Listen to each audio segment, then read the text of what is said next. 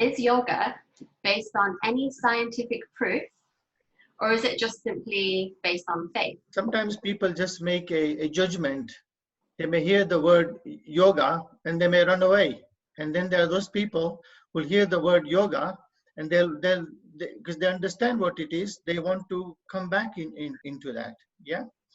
And then you also want to, your question, is it a faith-based concept? Yeah.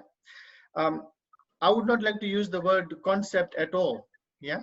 Because it is a day-to-day practical life, actually, not just on the mat, also away from the mat.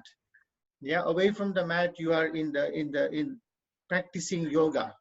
Yeah, like when we mention the word niyama and yama, it means being also friendly with everybody.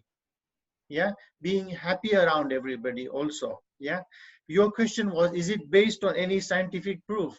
Well, there have been lots of studies have been conducted, dozens and dozens of studies have been conducted. And even now, you know, even some doctors, surgeries, they recommend that. Companies, I've been teaching in companies. For example, I've done some workshops at Lloyd's Bank, and recently for the Department of Work and Pensions. Once a week, I was doing a yoga session there. Yeah. So the proof is in the pudding, basically. Yeah. Although you can read lots of articles that are available now. And also, if you go onto the NHS website of the United Kingdom, it comes up straight away. It'll say yoga. It'll tell you what it is. It tells you that you focus on flexibility, breathing. So it is already there in the NHS. And as you know, in the NHS, it would not come along if there is no proof. Yeah, and it is also advised for certain conditions. Yeah, although you have to be under a qualified teacher. Yeah, certain conditions require certain, say, postures. If you're dealing with asanas, for example, some people have a condition of frozen shoulder. So there are specific exercises related to frozen shoulder.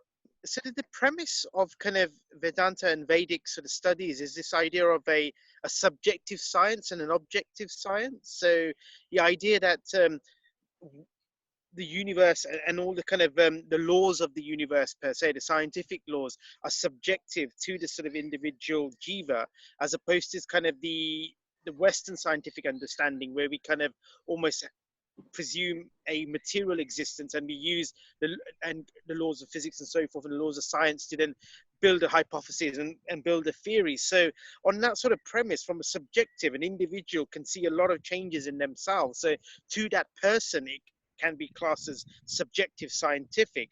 Now, in terms of having sort of evidence-based results and so forth, and being able to say, you know, can we measure the aura of our prana, or can illnesses X, Y, and Z be healed? I know there's well, in the UK, there's a legal framework where you kind of, people tend to use the word, it manages conditions, but I could speak for myself. I mean, I suffered from a chronic medical condition known as psoriasis. It's an autoimmune system disorder, and scientifically speaking, and a dermatologist will tell you it's uncurable, and I've cured it using yoga. So that, you know, I'm using myself as a kind of case study. I've come across many people that have had various benefits which stretch the paradigms of our current scientific understandings. And even when we delve into kind of pioneering science, like the fields of quantum physics, we get this idea that there's a kind of a consciousness underpinning reality, as opposed to a material reality. And the yogis and the yoginis and even some of the Buddhists have actually kind of talked about this and discovered this into the Yoga Shastra. So I would answer yes, it is a scientific practice. Of course, it's a science, and I can say it's a evidence-based science basically.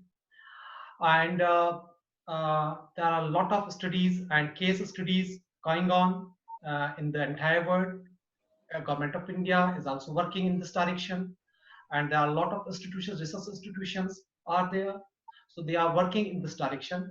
And I have seen that a lot of students, those who come from various difficulties, and especially in this world, today's world, everybody is facing the psychosomatic diseases. And as we all know, the psychosomatic diseases are based on the lifestyle. So when we modify our life, then definitely we improve the condition. And as I explained, that yoga is not a physical exercise, this is more than that, it's a way of life. So when we called it, it's a way of life, definitely it's mean we are going to balance our entire life. We are going to modify our entire life. And when the modification is a science basically. So what is the science? We have to understand the science. Science is a systematic knowledge. And when we explore ourselves with the systematically, and when we modify our life according to yogic practices, according to the yogic life, then definitely we will improve our entire system. And when we improve the entire system of life, which will be based on the dharma, artha, kama, and moksha, and when we when we will be clear about our life, whatever we want to achieve in our life, when our vision will be clear, then our life will be scientific. So yoga is a totally science. It's not based on the faith or nothing like that. It's totally based evidence-based science. And I can say, when we practice yogic practices, of course yogic practices and pranayam is based on the physical body. And when we call physical body, physics is also an anatomy and physiology based science.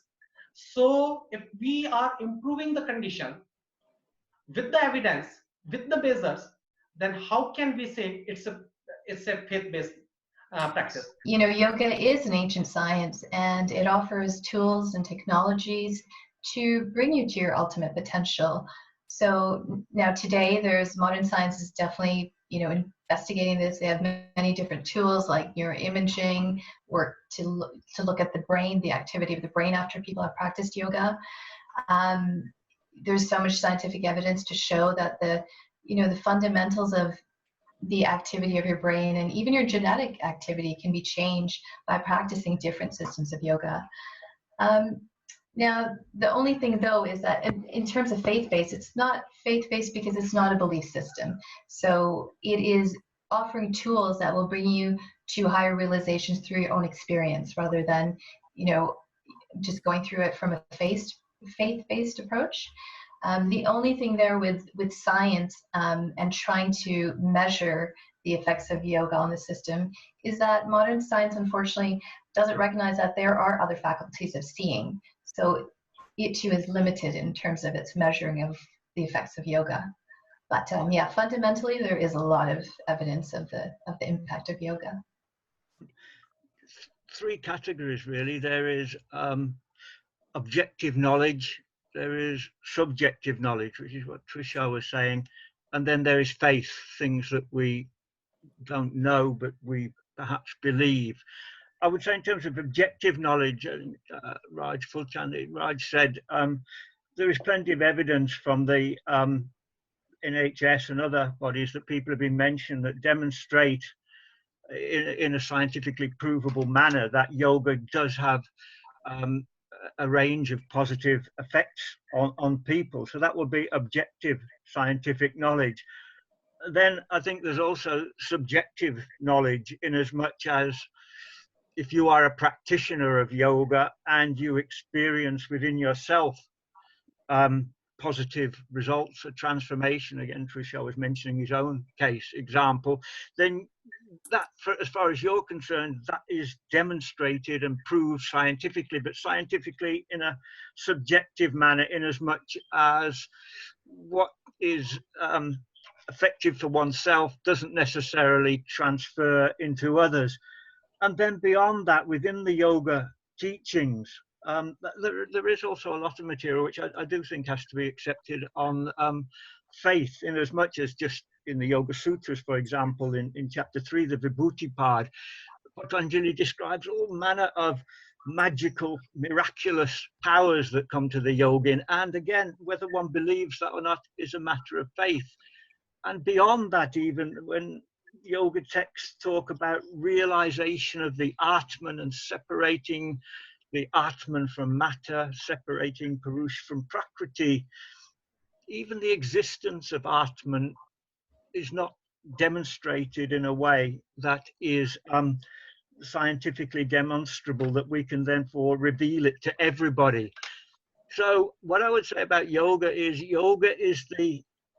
what it claims to be is the process by which things that I believe in become transferred and transformed into things that I know. It's a means of knowing things that up until the point of knowledge are accepted only on faith. And that point when one knows those truths is the ultimate realization of yoga, and it will come only at a very, very advanced stage of yoga practice. So I do think if you take yoga as a whole, the whole teachings of the yoga texts, there must be an element of faith involved in them. You're not going to see the Atman on your first afternoon in a yoga class or something like that.